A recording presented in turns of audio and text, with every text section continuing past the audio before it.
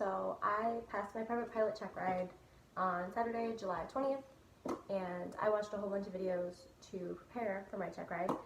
So I thought that I'd make one about my experience just to help anybody else who's preparing and studying for theirs. So I'm going to talk a little bit about how I studied, what he asked me for the oral portion, what he had me do for the flight, and just a few general tips and things to remember. So the way that I studied for my check ride, I had like this whole binder right here of notes from ground school and things that my instructor taught me, ground lessons. I had a copy of the ACS, which if you don't have one, get one. And you know, if your instructor hasn't told you that 100 times already. I also used the Blue Book oral exam guide, which was really, really helpful. And then I also have a whole bunch of flashcards just with my V-speeds and max takeoff weight, max landing weight, where I need a mode T transponder, airspaces, Victor Airways, you know, a lot of stuff. There's a lot to know, as you know. So my check ride was at 9 o'clock in the morning. I got to the airport about an hour and a half early the night before. I did my flight plan and my weight and balance and then performance calculations, stuff like that. I looked over them before my check ride slot just to make sure that everything was current, all the weather looked good.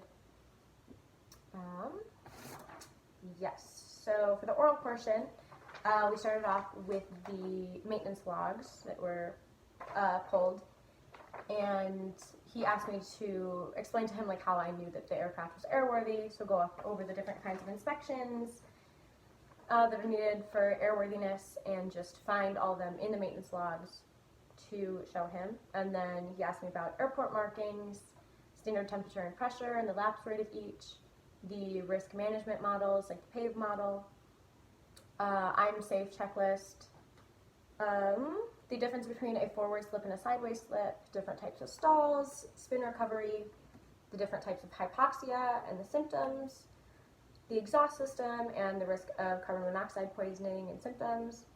He had me draw out the fuel system, explain unusable fuel.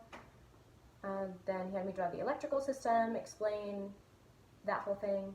He had me draw a standard 6-pack of instruments and explain the pedostatic system and which were powered by gyros.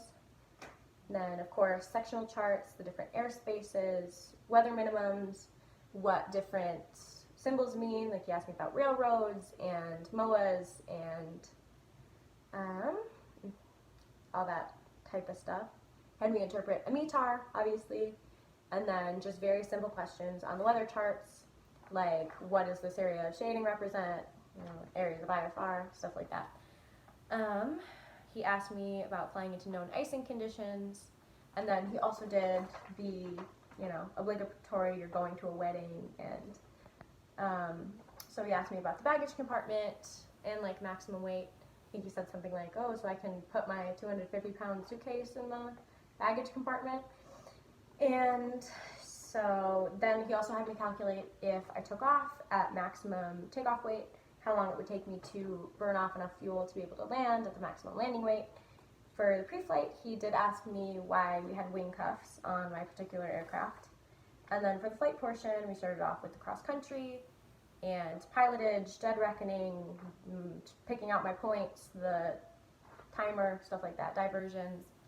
And that actually lasted a lot shorter than I thought it would. I thought it would take up a lot more of the check ride. But yeah, because we really only did that for probably not even 10 minutes. But then we did stalls, did a power on stall, power off stall, did the power off stall from slow flight, so slow flight as well, did turns around a point, simulated engine failure, steep turns, short field and soft field takeoffs and landings, simulated instrument time, unusual attitudes, standard rate turns, climbs, descents. And then I think lastly was the forward slip to land. We did about 3 trips in the pattern total.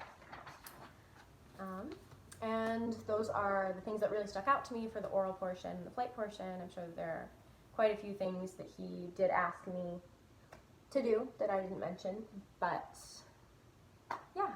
And just one general tip that I'm sure you've heard before if you're preparing for a check ride is that it does not have to be perfect.